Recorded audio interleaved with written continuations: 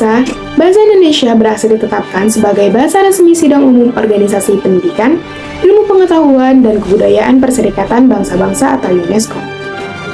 Keputusan tersebut ditandai dengan diadopsinya Resolusi 42C28 secara konsensus dalam sesi pleno Sidang Umum ke-42 UNESCO pada Senin 20 November 2023 di Markas Besar UNESCO, Paris, Prancis.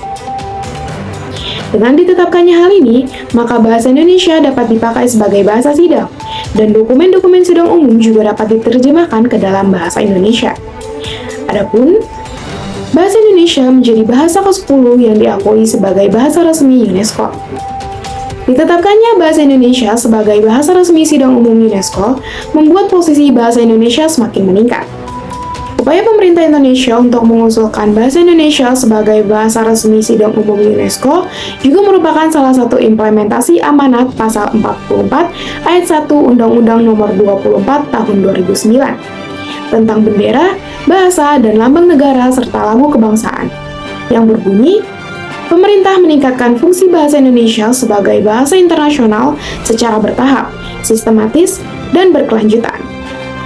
Proses awal pengusulan bahasa Indonesia sebagai bahasa resmi Sidang Umum UNESCO bermula dari diskusi antara Duta Besar Republik Indonesia untuk Perancis dan Wakil Delegasi Tetap Republik Indonesia untuk UNESCO pada bulan Januari 2023 tentang potensi bahasa Indonesia menjadi bahasa resmi Sidang Umum UNESCO.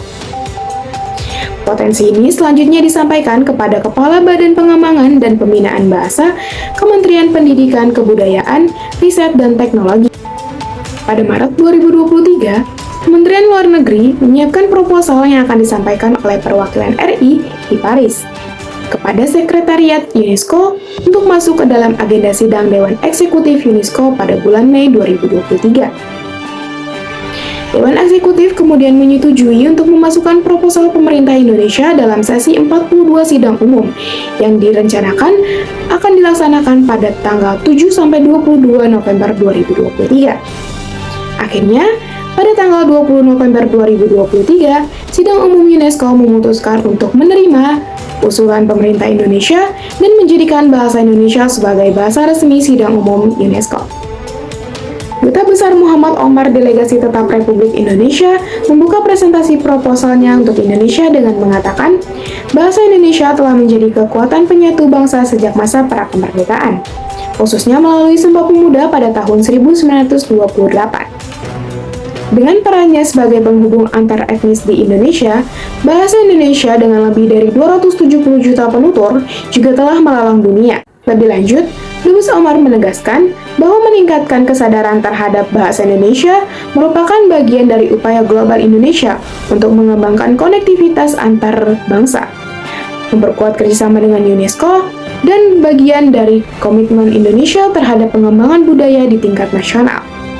Dalam kesempatan terpisah, Kepala Badan Pengembangan dan Pembinaan Bahasa, E. Imanuddin Aziz, mengatakan, dengan ditetapkannya bahasa Indonesia menjadi bahasa resmi Sidang Umum UNESCO, membuat posisi bahasa Indonesia semakin meningkat.